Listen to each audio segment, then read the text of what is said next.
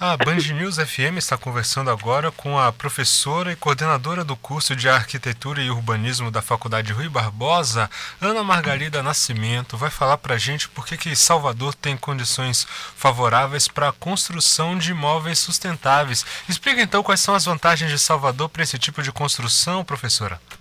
Pois não, Salvador é uma cidade muito agradável em relação ao clima. É uma cidade que tem bastante sol, bastante vento e chuva durante todo o ano. Tudo isso significa que as construções podem ser muito bem implantadas de formas que você aproveite mais toda essa parte que ela tem. Então, se você implantar bem uma edificação onde ela receba toda a nossa ventilação, predominantemente nordeste e sudeste, isso vai diminuir muito o consumo e a consumo energético, porque vai não necessitar tanto de condicionamento de ar, né? A parte de sol, a mesma coisa, é uma cidade que tem muito sol, quase durante o ano inteiro, então a gente pode ter aproveitamento de energia solar para aquecimento de água, até para geração de energia mesmo. A gente está vendo aí o estádio de Pituaçu, que gera energia para ele e ainda tem um excedente, né? A parte de chuva, a mesma coisa. Como é uma cidade que também chove bastante, ela tem um índice pluviométrico relativamente alto, também você pode ter um aproveitamento de água de chuva para reuso, né? Para irrigação, até para utilizar em vaso sanitário, na descarga. Então, serviços, lavagem de carro, molhação de jardim, em várias coisas, né? Então, é uma cidade que ela tem tudo para ter muitas construções sustentáveis. Certo. Nós às vezes vemos em propagandas de empreendimentos imobiliários eles falando isso, que serão construídos imóveis sustentáveis, mas na percepção da senhora isso é realmente uma tendência? É isso mesmo que tem acontecido nessas novas construções que têm sido feitas, têm sido erguidas em Salvador? Não, eu acho que a gente pode fazer muito mais. Eu acho que está existindo um marketing ambiental, que é muito sério, né? E que a população precisa estar atenta a isso, né?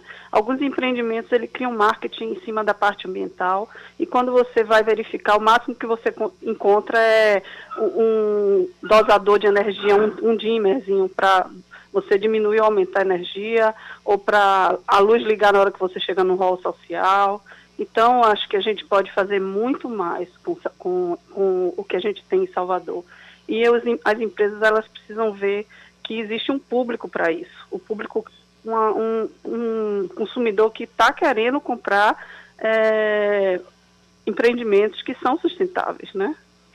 Então, eu acho que a gente pode ter muito mais coisa ainda e crescer muito mais em relação a isso. Os empreendedores, eles incorporadores, eles pensam que gastam muito, que tem um custo maior quando os empreendimentos são sustentáveis, quando na verdade esse custo é muito pouco. Tem uma pesquisa recente de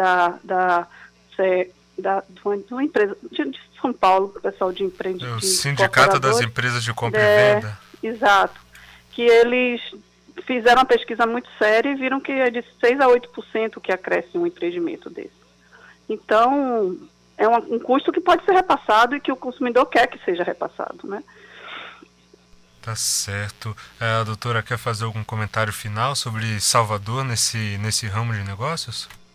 Eu acho que as pessoas, tanto os empreendedores, quanto os consumidores, quanto os serviços, as construções públicas, eles têm que estar muito atentos a isso, porque é o planeta que nós vivemos, né? E a gente precisa realmente criar construções. Se a gente pensar nas construções antigas, que a gente chama de vernaculares, né?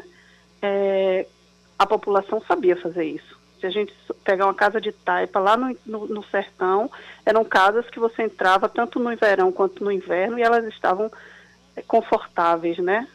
Eram bem aclimatadas. Se você pegar uma oca, é a mesma coisa. Então, o que a gente chama de a população tinha um saber, né? E que a gente foi perdendo com a globalização e que a gente tem que retornar com isso.